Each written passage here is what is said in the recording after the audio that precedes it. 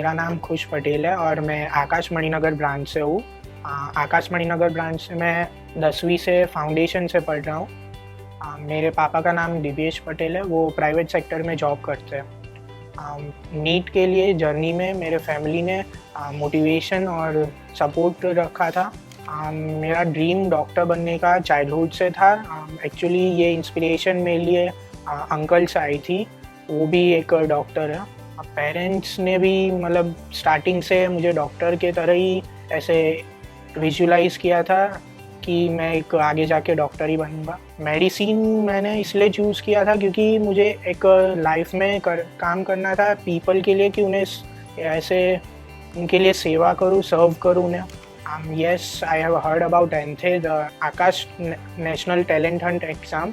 I have enrolled it in 9th for a 10th course.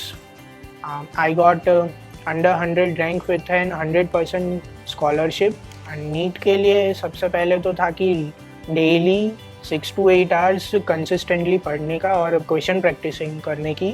फिर जो आकाश का study material था और एनसीईआरटी थी और उससे स्टिक रहने का, क्योंकि जो सारे क्वेश्चंस फॉर नीट और जो भी कंसेप्ट्स आएंगे वो एनसीईआरटी में से ही आएंगे। फिर एनसीईआरटी को नीट से पहले 4 से 5 बार तो पढ़ ही लेने का।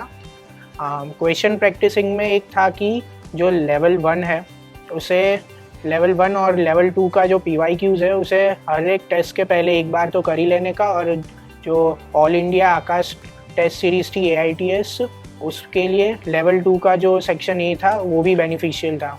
NCERT is the crucial book from which all questions would come.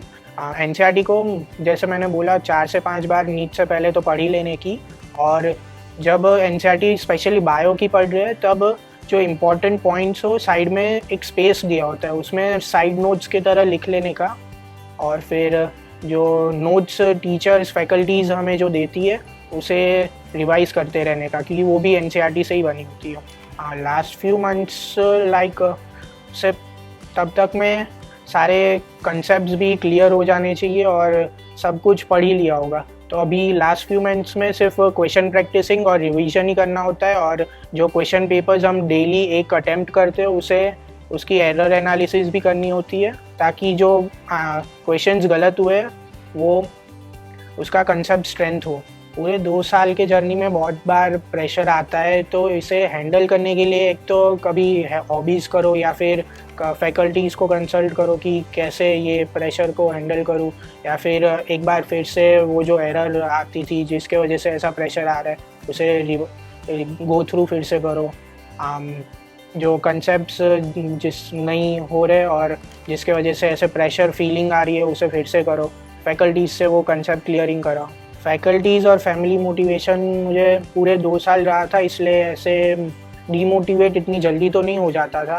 पर वो एरर एनालिसिस करके वो फिर से दूसरी टेस्ट अच्छे माइंडसेट से देता था, ताकि वो जो डाउनफॉल या फिर ऐसे होता था उसका प्रेशर फील ना हो। Teachers were the most crucial part of my NEET journey. उनके वजह से ही मेरा इतना अच्छा रिज़ल्ट आया है। टीचर्स ऐसे एक्सीलेंट थे कि सारे कंसेप्ट्स भी क्लियर हो जाते थे, डाउट क्लियरिंग भी हो जाती थी।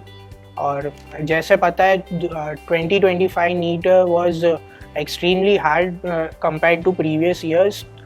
तो मैं ऐसा एडवाइस देना चाहूँगा कि अभी कंसेप्ट्स पे ज़्यादा ध्यान दो, क्योंकि जैसे फिज़िक्स केमिस्ट्री में मेनली पहले स्ट्रेट फॉरवर्ड क्वेश्चन आते थे, लेकिन अभी ज़्यादा ट्विस्ट एंड टर्न्स आने लगे, तो क्वेश्चन प्रैक्टिसिंग भी अच्छी कर दो और थोड़े हार्ड क्वेश्चन का प्रैक्टिसिंग भी बढ़ा दो।